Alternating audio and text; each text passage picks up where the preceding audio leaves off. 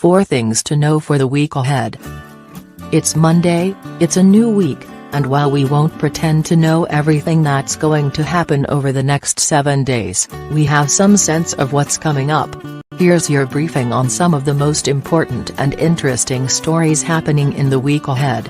1. El Chapo goes on trial. What's happening?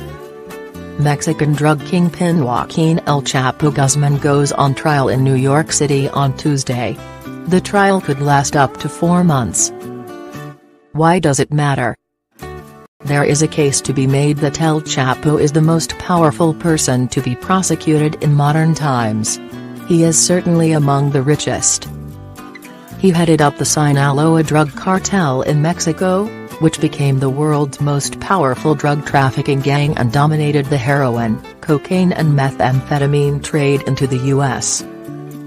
The cartel made up to $3 billion, £2.3 billion, a year and had influence in at least 50 countries.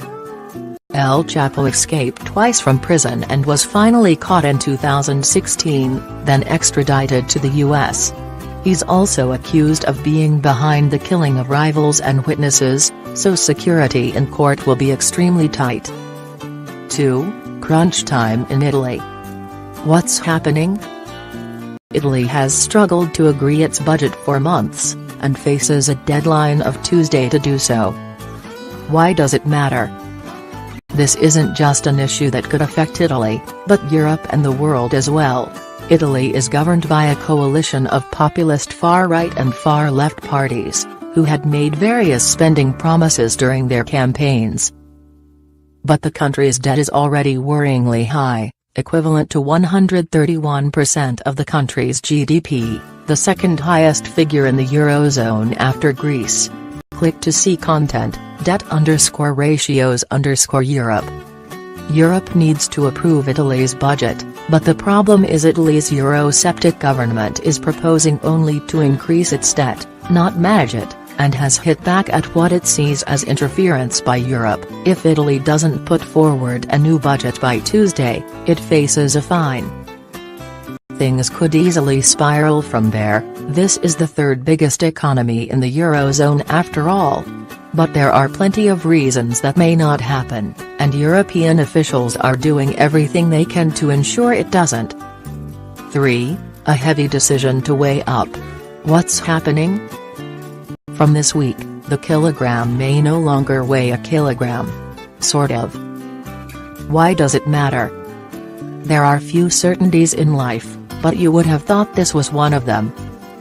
It turns out what we think of as a kilogram has been based, for all this time, on a perfect kilogram, the kilogram to end all kilograms, that is made of platinum and iridium and kept in a nice jar in Paris.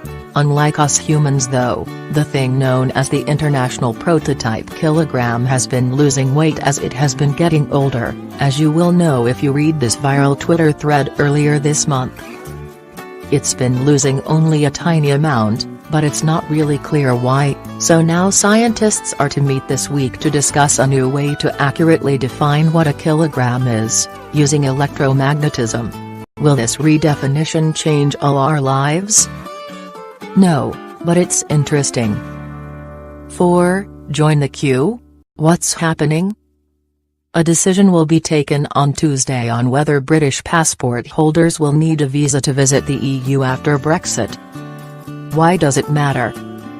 The European Commission could decide British people will need permission to travel to EU countries after March 29, 2019, a requirement that usually applies to countries in the developing world.